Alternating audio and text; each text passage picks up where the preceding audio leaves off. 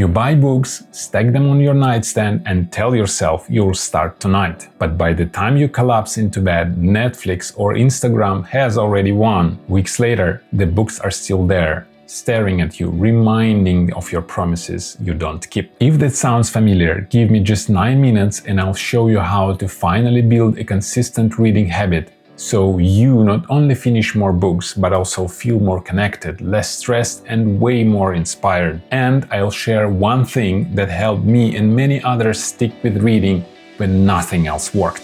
Let's go! Hi everyone, my name is Peter Fetisov. I'm a career and a well-being coach here in Ireland, and my life purpose is to help people rediscover their true selves and live a happier life. Why reading matters. Let's start with why. Why reading is worth your energy. When you read, your brain does something fascinating. The squiggles on the page, letters, are processed in milliseconds by a special area of your brain called letterbox.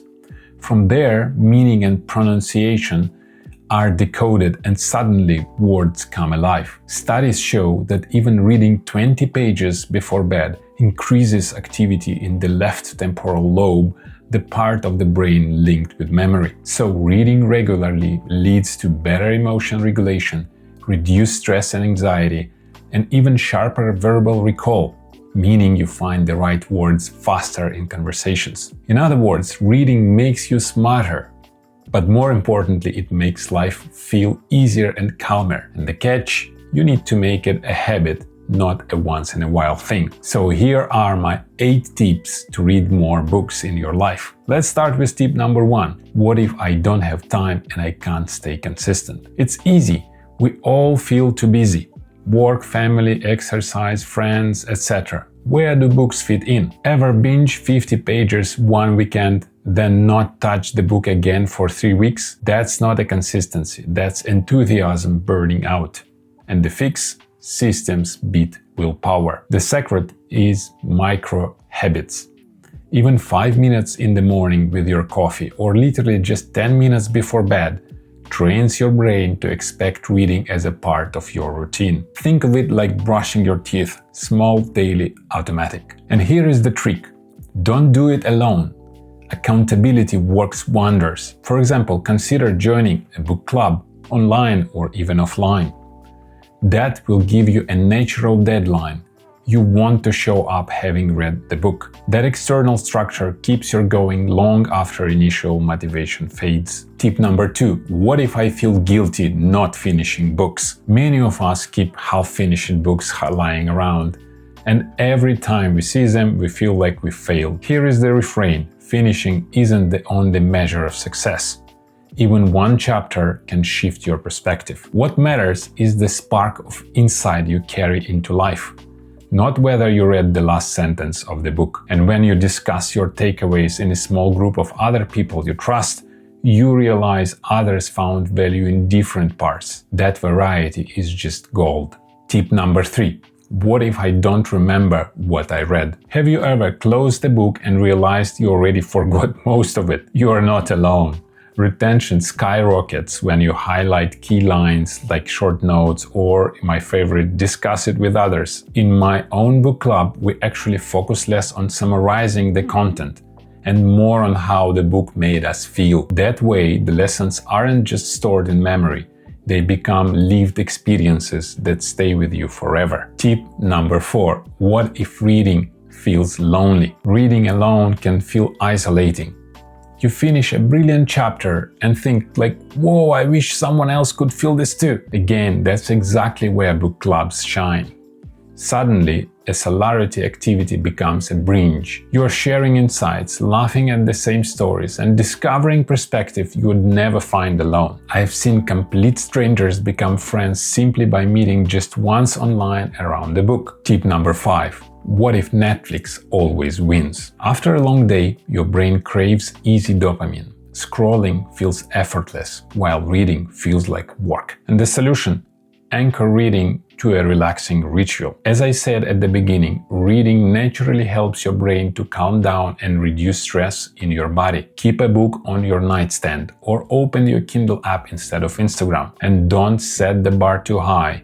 Even just 3 pages can flip the switch. Tip number 6. What if I don't know what to read next? Decision fatigue is real. Endless book choice keeps us paralyzed. And here is where book clubs remove the burden. The group chooses for you. 1 month it's a novel, next month it's a self-development book. That variety keeps things fresh and introduces you to books you'd never pick up otherwise. Isn't it cool? Tip number 7. What if I don't see immediate results? With physical exercise, you feel sore in your muscles the next day. With reading, benefits are subtle. Stronger focus, calmer evenings, better conversations. But science proves they compound over time. The key is to trust the process and give your brain the reps. And when others in your group notice the same benefits, better sleep, sharper thinking, it reinforces your own motivation. And finally, tip number 8. What if I want deeper conversations in my life? Many of us crave richer connections, especially in a world of surface-level social media. A book club is basically a shortcut to meaningful conversations. You skip the small talk and dive into ideas, feelings, and personal stories. It's one of the rare places where people show up to be authentic, and that's what makes the connection last longer after the book is finished. As I already mentioned, recently I've launched a small book club for myself. And what struck me wasn't just the books, it was the atmosphere. People walked in stressed, distracted, rushing from work, but after an hour or two of sharing, listening, laughing, and reflecting, they walked out lighter. It wasn't about whether we understood every chapter. It was about the feelings we shared, the sparks of connection, and the sense of what we weren't alone in our thoughts. That's the hidden benefit. Reading together is not only about the story on the page, it's about rewriting the story of your own life with others alongside you. So, here is my challenge to you. Don't just tell yourself you'll read more. Join a community that makes it easier, more fun, and more rewarding.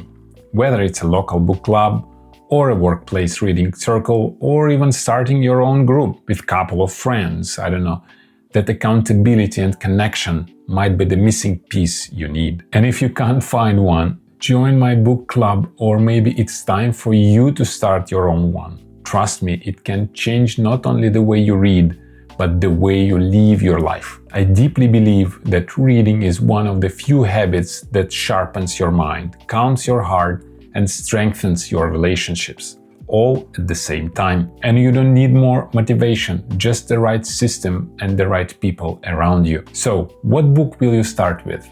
Let me know in the comments below. And if you found this video valuable, subscribe for more strategies to slow down, gain clarity, and reconnect with what really matters. Thank you for watching, and see you in the next one.